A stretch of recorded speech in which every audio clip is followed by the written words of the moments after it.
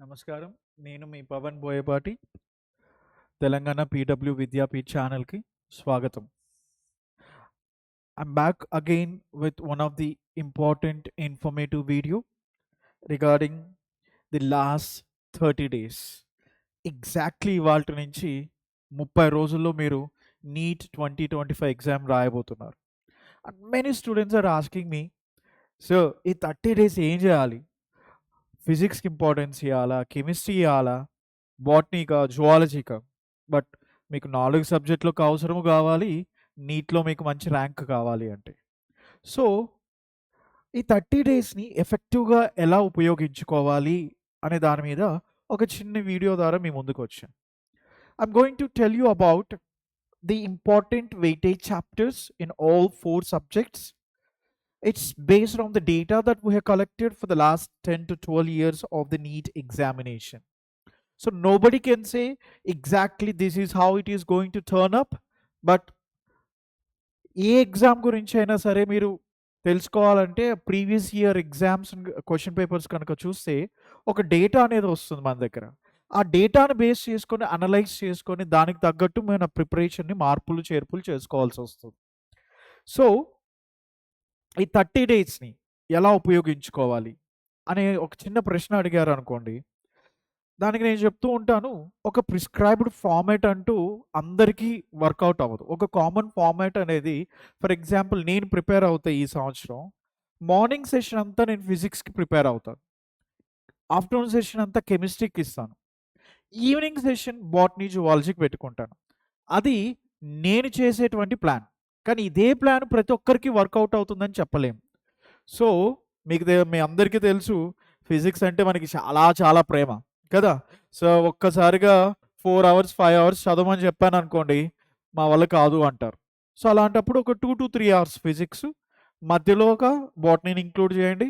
Then chemistry ఒక 2-3 hours, తర్వాత zoology. So, ఇలా ఆల్టర్‌నేటివ్‌గా కూడా చదువుకోవచ్చు. సో, నేనేం చెప్పదలుచుకుంటున్నాను అంటుంటే, ఒక ప్రిస్క్రైబ్డ్ ఫార్మాట్ అంటూ ప్రతి ఒక్కరికి కామన్‌గా, యూనివర్సల్‌గా పనికిరాదు. మీకు ఏది వర్కౌట్ అవుతుందో చూడండి. But consistency is the key. So, let's see ఫిజిక్స్‌లో, బాటనీలో, కెమిస్ట్రీలో, జువాలజీలో వెయిటేజ్ ప్రకారం ఏ చాప్టర్‌కి ఎంత వెయిటేజ్ ఉంటుంది అనేది చూద్దాం. So, let's start off with our most favourite subject that is physics. ఫిజిక్స్‌లో గనుక చూసామనుకోండి, ఇక్కడ చూడండి. ఓకే. సెక్షన్ ఏ కనుక ఇక్కడ చూసామనుకోండి, units and measurements, gravitation, current electricity, electromagnetic waves. Okay. వీటన్నిటిలోనూ 2 క్వెషన్‌లు. ఓకే. కరెంట్ ఎలక్ట్రిసిటీలో 4 క్వెషన్‌లు వస్తాయి. ఇది ఈజీ అండ్ స్కోరింగ్ అనమాట. ఇది easy and scoring. So, basic concept, basic calculations ఉన్నటువంటి చిన్న చిన్న ప్రాబ్లమ్స్ వస్తూ ఉంటాయి ఈ చాప్టర్స్ నుంచి. సో, ఈ చాప్టర్స్‌ని గనుక మీరు కాన్సంట్రేట్ చేయగలిగితే మనకి 60+ మార్క్స్ ఖచ్చితంగా మీరు స్కోర్ చేసే అవకాశం ఉంటుంది. See once again these chapters, units and measurements, gravitation, current and electricity నుంచి 4 క్వెషన్‌లు, ఎలక్ట్రోమాగ్నెటిక్ వేవ్స్ నుంచి 1, dual nature of matter, atoms, nuclei వీటి నుంచి 3-4 క్వెషన్స్, సెమీకండక్టర్స్ నుంచి ఒక 3 క్వెషన్స్ వచ్చే అవకాశం ఉంది. సో, ఈ చాప్టర్స్ నుంచి కాన్సెప్ట్, బేసిక్ కాలిక్యులేషన్స్ ఉన్నటువంటి చిన్న న్యూమరికల్స్ ఇక్కడి నుంచి వస్తాయి. So, if you can concentrate solely on these chapters alone, you are going to score 60+ marks.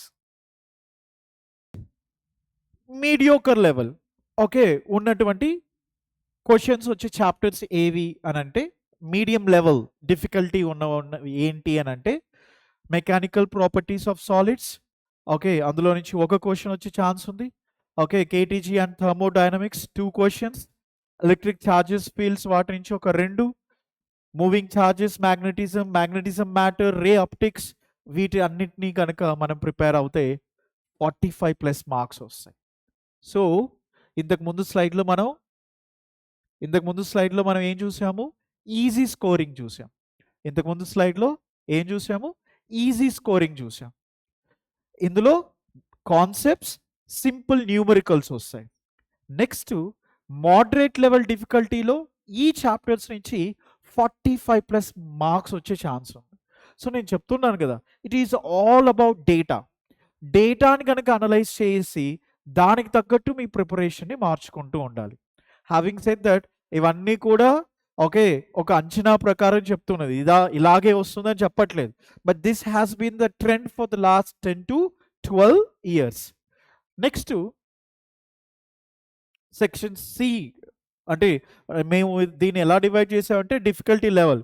A section easy level, B medium difficulty, C అనేది కొంచెం మీరు ఎక్కువ ఎఫర్ట్ పెట్టాల్సి వస్తుంటుంది అనమాట. Effort but scoring. సో ఈ 2 chapters, electric potential and capacitance, alternating current, వీటి నుంచి 3 మరియు 2 క్వశ్చన్స్ వచ్చే ఛాన్స్ ఉంది, విచ్ ఈస్ 20+ మార్క్స్ స్కోరింగ్ ఉంటుంది అనమాట. సో బేసిక్గా ఏం చెప్పదలుచుకుంటున్నాను, what I'm trying to say is, where are you in the physics? Are you like hoping to score 120+? Then your preparation mode should be different. No sir, all I'm trying to do is in between 80 to 100 is what I'm hoping for. Then your strategy should be different. So if your aim is for 80 to 100 marks in physics, then if you are running between all the chapters, it's not going to work out. So change your strategy according to the goal that you are setting up in individual subject. Okay, next, if you see section D, which is very selective scoring, where you will get okay all these chapters, and this is 40+ marks. So you see this video again and again. Okay, divide your preparation plan according to the level of difficulties of the questions and the topics. Next, let's talk about chemistry. So కెమిస్ట్రీలో కనుక మీరు చూస్తే last year question paper చూస్తే మనకి physical chemistry ఎక్కువ వచ్చింది. So physical chemistry అనగానే మళ్ళీ మన వాళ్ళు భయపడుతూ ఉంటారు అన్నమాట బయాలజీ స్టూడెంట్స్కి. మ్యాథ్స్ ఎక్కడైతే ఇన్వాల్వ్ అవుతూ ఉంటుందో వాటి నుంచి మనం చాలా దూరంగా జరుగుతూ ఉంటాం. So physical chemistry plays an important role. And organic కెమిస్ట్రీలో జీఓసి కనుక లేకుండా మీరు ఏమీ చేయలేరు ఆర్గానిక్ కెమిస్ట్రీలో. సో మీరు ఆర్గానిక్ కెమిస్ట్రీ పట్టుకునే ముందు జీఓసిని మంచిగా చదువుకోండి, మంచిగా ఎక్కువ టైం ప్రిపరేషన్ని జీఓసికి కేటాయించండి. As you know, in organic కెమిస్ట్రీలో చాలా వరకు చాప్టర్స్ తగ్గిపోయాయి. So now the game is always in between your physical chemistry and organic chemistry. So ఒకసారి వాటిలో ఉన్న చాప్టర్స్ ఇప్పటి వరకు వచ్చినటువంటి క్వశ్చన్స్ని బేస్ చేసుకొని మనం ఒక చిన్న వెయిటేజ్ని కూడా ఎస్టిమేట్ చేస్తూ ఒక స్లైడ్ చూసాము. Let's see.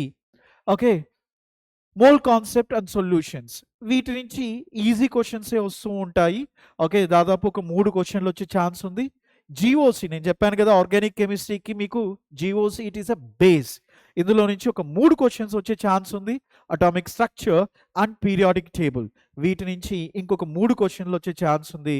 సో మొత్తానికి ఈ 3 టాపిక్స్ని కనుక మీరు బాగా ప్రిపేర్ అవుతే 36 మార్క్స్ని స్కోర్ చేసేటువంటి ఛాన్స్ ఉంది. నెక్స్ట్, ఓకే, ఇక్కడ చూడండి, పీ బ్లాక్ ఎలిమెంట్స్. ఓకే, కేవలం ఎన్సీఆర్టీని మాత్రం కాన్సన్ట్రేట్ చేసి చాలు. ఓకే, వేరే బుక్స్ అంటూ అవసరం లేదు. మీకు తెలుసు బయాలజీకి ఎన్సీఆర్టీ దాటి అడగట్లేదు ఎన్టీఏ వాడు. స్లోగా ఒక 2-3 ఇయర్స్ నుంచి నేను అబ్జర్వ్ చేస్తుంది ఏంటి అంటే, కెమిస్ట్రీకి కూడా ఎన్సీఆర్టీకే స్టిక్ అవుతున్నాడు. ఎస్, డిఫికల్టీ లెవెల్ క్వశ్చన్స్ వస్తున్నాయి, నేను కాదనట్లేదు, కానీ ఎన్సీఆర్టీని దాటి బయటకు వెళ్ళట్లేదు. సో మీరు పెద్ద పెద్ద పుస్తకాలు కొనుక్కొని వాటితో కుస్తీ పట్టడం అవసరం లేదు. Stick to NCERT. Next is your coordination compounds, వీటిలో నుంచి కూడా 3 క్వశ్చన్లు. అండ్ ఎలక్ట్రోకెమిస్ట్రీ నుంచి కూడా 3 క్వశ్చన్లు వచ్చే ఛాన్స్ ఉంది. సో ఈ 3 నుంచి మళ్ళీ మనకు ఒక 36 మార్కులు స్కోర్ చేసే ఛాన్స్ ఉంది, which is mostly easy. Okay, level లేదా కొద్దిగా న్యూమరికల్ బేస్డ్ క్వశ్చన్స్ వచ్చే ఛాన్స్ ఉంటుంది మనకి ఎలక్ట్రోకెమిస్ట్రీ నుంచి, వాటి నుంచి. Okay, next again aldehydes, ketones and carboxylic acids, stick to NCERT. Equilibrium, okay, 3 questions. Chemical bonding, 3 questions. Again, 36 marks వచ్చేటువంటి ఛాన్స్ ఉంటుంది. ఓకే, ఈ పర్టిక్యులర్ ఏరియాస్ నుంచి. Stick to NCERT. Next thermodynamics, hydrocarbons, chemical kinetics. చూడండి, హైడ్రోకార్బన్స్లో మళ్ళీ బయటికి వెళ్ళకండి, ఎన్సీఆర్టీకి stick అవ్వండి చాలు. వీటి నుంచి మనకి రెండు క్వశ్చన్లు వచ్చే అవకాశం ఉంటుంది, విచ్ విల్ గివ్ యూ రఫ్లీ అబౌట్ 24 మార్క్స్. నెక్స్ట్ కొంచెం ఇది okay, salt analysis, D and F block elements, biomolecules. Biomolecules మీకు తెలుసు, it serves as a basis for not just here in organic chemistry but also మనకి బాటనీలో కూడా biomolecules ఉంది, depending upon from which part of the country you are from. Okay, సౌత్లో అయితే మనం బయోమాలిక్యూల్స్ని బాటనీలో చెప్పుకుంటాం, నార్త్కి వెళ్తే కనుక జువాలజీలో చెప్పుకుంటాం biomolecules. So biomolecules easy PG. Okay, so వీటి నుంచి కూడా మనకి 2 క్వశ్చన్స్ వచ్చే ఛాన్స్ ఉంది.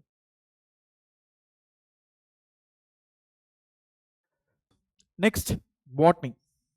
సో మీకు తెలుసు, బయాలజీని కంప్లీట్గా కనుక తీసుకుంటే, బాటనీ జువాలజీ రెండు కంబైన్ కనుక చేసుకుంటే, బాటనీ వాళ్ళు చెప్పేదే ఎక్కువ చాప్టర్స్ ఉంటూ ఉంటాయి, వెయిటేజ్ కూడా మనకి ఎక్కువ ఉంటుంది.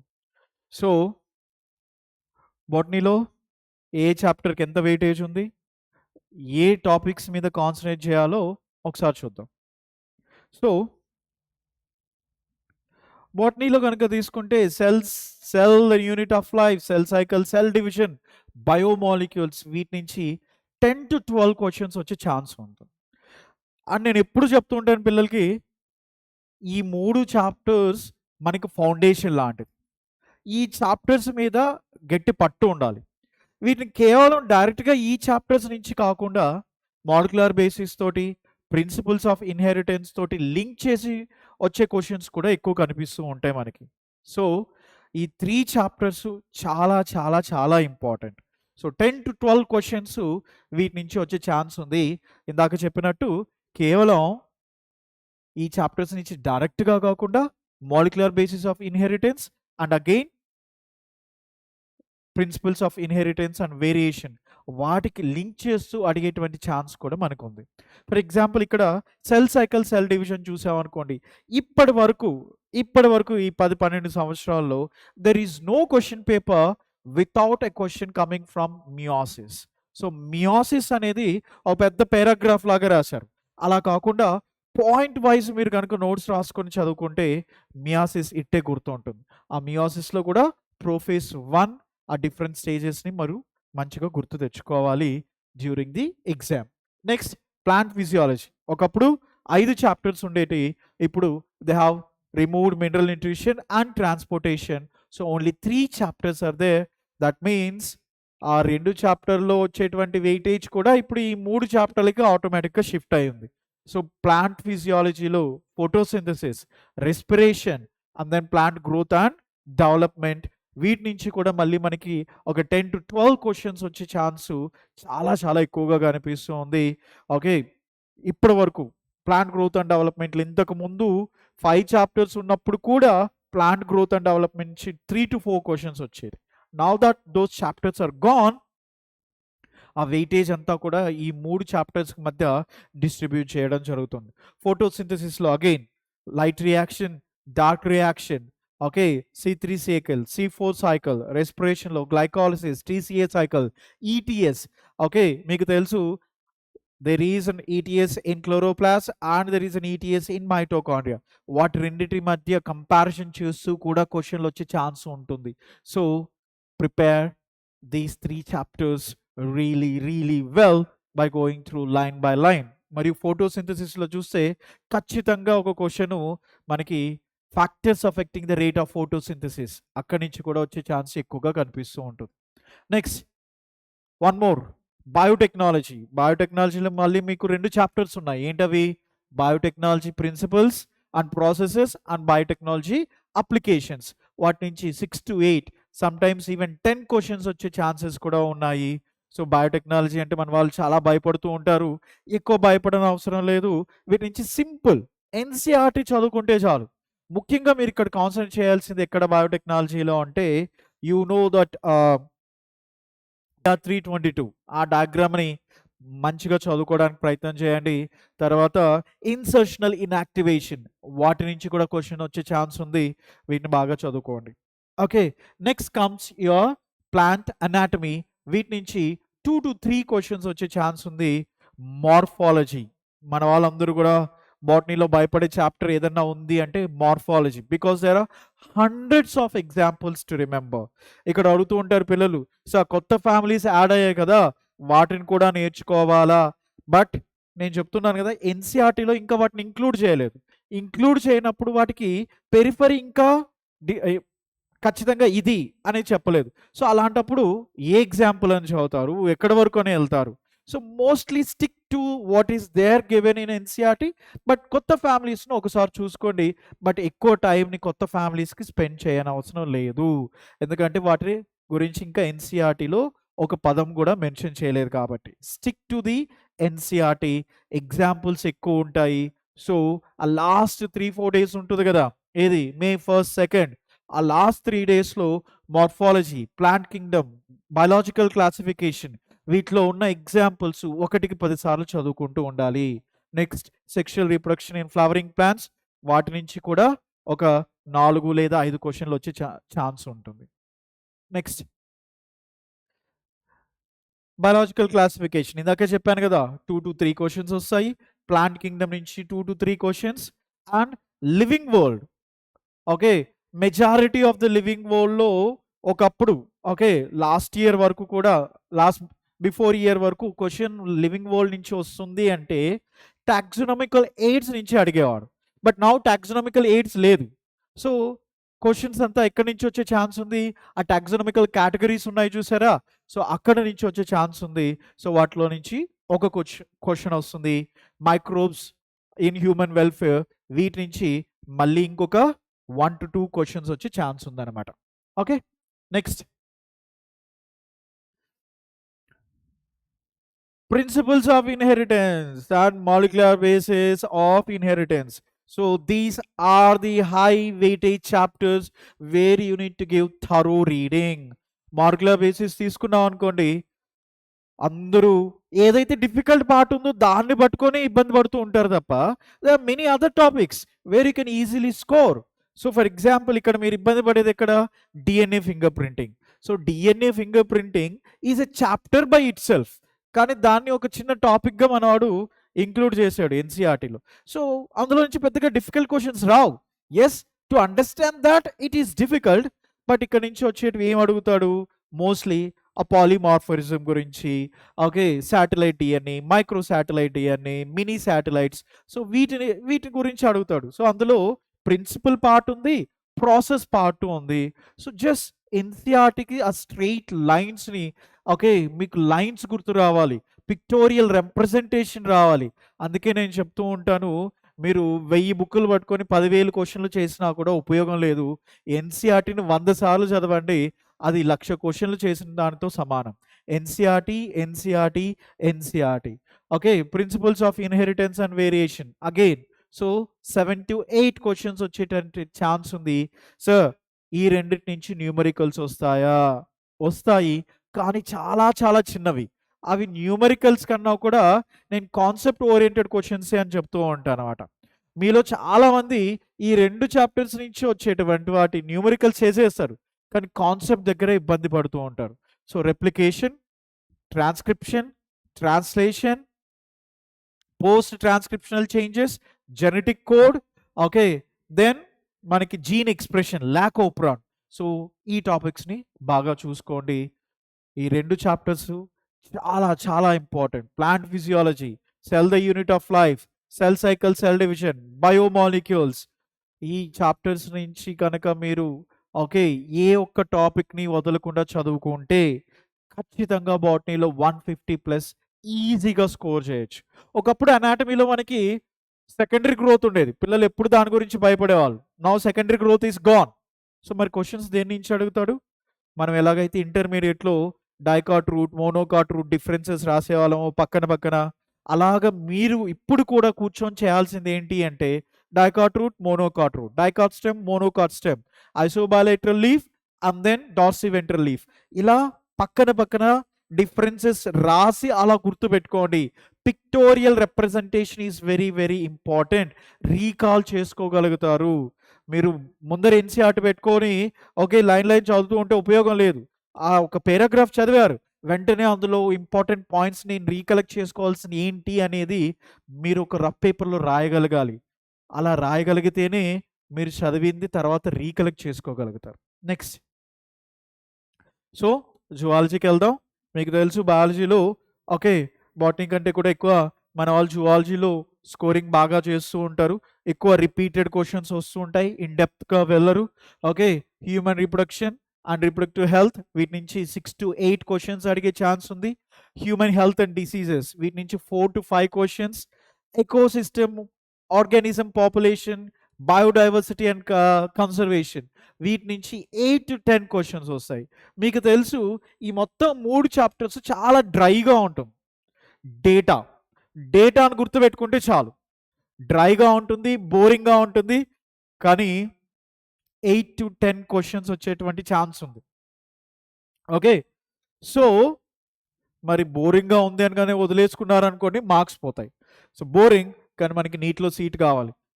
Concentrate on the data data data for these 3 chapters. Next కనుక చూసామనుకోండి, structural organisation in animals including frog and cockroach. ఎందుకంటే ఇందులో కొద్దిగా కన్ఫ్యూషన్ ఉంది. ఎన్టీ వాడు ఒకటి అంటున్నాడు, ఎన్సీఆర్టీ ఇంకొకటి అంటున్నాడు, ఎన్ఎంసీ వాడు ఇంకొకటి అంటున్నాడు. Okay, structural organisation in animals, but frog and cockroach కూడా ఒకసారి సైట్గా టచ్ చేసి వెళ్ళండి. ఎందుకంటే హూ నోస్ ఎక్కడి నుంచి ఏం అడుగుతాడో తెలియదు కాబట్టి. And again human physiology 10 to 12 questions. So this is a rough estimation of all the different chapters and their weightage. ఇలానే వస్తుంది అని నేను చెప్పట్లేదు, but this is how the trend has been for the last 10 to 12 years. ఇది చూస్తే మీకు ఒక basic understanding వస్తుంది. నేను చెప్తున్నాను కదా, ఏ ఎగ్జామ్ అయితే రాయబోతున్నారో వాటి గురించి ఒక డేటా ఉందనుకోండి, దాన్ని ట్యాకిల్ చేయడం కొంచెం ఈజీ ఉంటుంది, ఒక ప్లాన్ ఉంటుంది అనమాట. ఓకే, నేను చెప్తూ ఉంటాను ఎప్పుడు, ఏమని చెప్తూ ఉంటాను అంటే స్టూడెంట్స్ క్లాస్లో, బాబా ఒకసారి వినండి, మీరందరూ ఏం చెప్తూ ఉంటానంటే failing to plan is planning to fail అని చెప్తూ ఉంటాను. మీ దగ్గర ఒక ప్లాన్ లేదనుకోండి, ఓకే, నీట్ ఎగ్జామ్ని ఎలా టార్గెట్ చేసుకోవాలి, మీ ప్రిపరేషన్కి ఒక ప్లాన్ లేదనుకోండి, మీకు తెలియకుండానే మీ యొక్క ఫెయిల్యూర్కి ఆటోమేటిక్గా ఒక ప్లాన్ అనేది రాయబడుతూ ఉంటుంది. So have a plan for everything that you do. This last 30 days is make or break for you. Don't pick up any new topic. నువ్వు ఇంతవరకు దాన్ని టచ్ చేయలేదు అంటే ఈ 30 రోజుల్లో వాటిని మళ్ళీ టచ్ చేయకు. ఓకే, చదివిన వాటిని మళ్ళీ మళ్ళీ చదువుతూ ఉండండి. ఎన్సీఆర్టీ లైన్స్ ఎన్నిసార్లు చదివితే అంత మంచిది. మీకు లైన్స్ రీకలెక్ట్ చేసుకోవాలి. చాలామంది స్టూడెంట్స్ వచ్చి చెప్తూ ఉంటారు, సార్ ఫిజిక్స్ కెమిస్ట్రీ చక్కర్లో పడి నేను బయాలజీ చేయగలుగుతాను అనుకున్నాను, బట్ నా మార్క్స్ తగ్గుతూనే ఉన్నాయి. ఎందుకు ఎందుకు అని అంటే ఓవర్ కాన్ఫిడెన్స్. నేను చేయగలుగుతాను, లాస్ట్ 1 అవర్లో కూర్చుంటే నాది బయో అయిపోతుంది అనుకున్నాను. నో, దేని ఇంపార్టెన్స్ దానికి ఇవ్వాలి. ఎస్, ప్రిపరేషన్ టైంలో మ్యాక్సిమం ఫిజిక్స్ కెమిస్ట్రీకి ఇవ్వండి, కానీ ఎన్సీఆర్టీని రోజు ఏదో ఒక చాప్టర్ చదువుతూనే ఉండండి, ఒక ప్లాన్ వేసుకొని ఉండండి. అండ్ ఇంకొకటి చాలామంది పిల్లలు తప్పు చేస్తుంది ఏంటి అంటే ఎగ్జామ్స్ రాయట్లేదు. సార్ రాస్తుంటే మార్క్స్ తగ్గిపోతున్నాయి, మా కాన్ఫిడెన్స్ పోతుంది. మనం ఎగ్జామ్ రాయకపోతే మీ ప్రిపరేషన్ ఏ లెవెల్ వరకు ఉంటుందని ఎలా తెలుసుకోగలుగుతారు? How on earth you are going to estimate if you don't write the exams? One should give the exam and post exam do an analysis that what went wrong. If you don't do this analysis, I'm afraid you can't reach your target or you can't reach your goal. So animal kingdom lo non chordata chordata rendu nunchi 4 to 5 questions vastayi. Evolution again dry chapter kani 3 to 4 questions వచ్చే chance ఉంటుంది. వీటినన్నిటినీ కూడా ఒకసారి చూడండి కూర్చొని. Okay, ఏ చాప్టర్కి ఎంత weightage వస్తూ ఉంది, దానికి తగ్గట్టు మీ ప్రిపరేషన్ని కొద్దిగా మార్పులు చేర్పులు చేసుకోండి. క్లియర్? ప్రతిరోజు 4 సబ్జెక్టులు చదవాల్సిందే. నేను ఇంకొక వియర్డ్ ట్రెండ్ గమనించాను. ఈ 2, 3 సంవత్సరాల నుంచి. సార్ ఈ వారం సండే ఫుల్ లెంగ్త్ టెస్ట్ ఉంది గదా! ఏఐటీఎస్ ఉంది గదా! నేను ఫిజిక్స్ వదిలేస్తాను. కేవలం కెమిస్ట్రీ, బయాలజీ చేస్తాను. అది ఎలా వర్కౌట్ అవుతుంది? That will not work out at all. ప్రతిరోజు 4 సబ్జెక్టులు చదవాలి. ప్రతి ఎగ్జామ్‌లోనూ 4 సబ్జెక్టులు అటెంప్ట్ చేయాలి. Very, very important. During exam as well time జోన్‌ని కరెక్ట్‌గా డివైడ్ చేసుకోండి. బాటనీ, జువాలజీ మొదట చేస్తూ ఉంటారు చాలామంది. యెస్, కాన్ఫిడెన్స్ బిల్డప్ కోసం బాటనీ, జువాలజీ చేయండి. కానీ ఫాస్ట్‌గా చదివేటప్పుడు పొరపాట్లు చేస్తుంటారు. కరెక్ట్ అడిగాడా? ఇన్‌కరెక్ట్ అడిగాడా? ఓకే. బాగా చూసుకోండి. నాట్ అడుగుతున్నాడా? ఈజ్ అని అడుగుతున్నాడా? ఈ స్టేట్మెంట్స్ అసర్షన్ రీజనింగ్‌లో very, very important. Okay. See whether you are confident about the statements or not. Clear? ఏవండి అర్థమవుతుందా? So this is almost we're coming to the end of okay the session. చాలా important అయిన విషయం ఒకటి చెప్తాను. I would like to borrow a statement okay from my colleague Sanjay Sharma who says, sir Pavan sir, okay, the thing that students love about you is that you bring in clarity, and he says clarity is directly proportional to confidence. If you have clarity in what you're doing, you'll get automatically confidence. If you approach with confidence, nothing can break, and you'll reach your goal. So remember, okay, dimag ki batti jalao, okay, have some clarity during your preparation, and clarity is directly proportional to confidence. Okay, with all love and affection, with so much of best wishes from me, okay, we'll see you on May 4th evening. Thank you.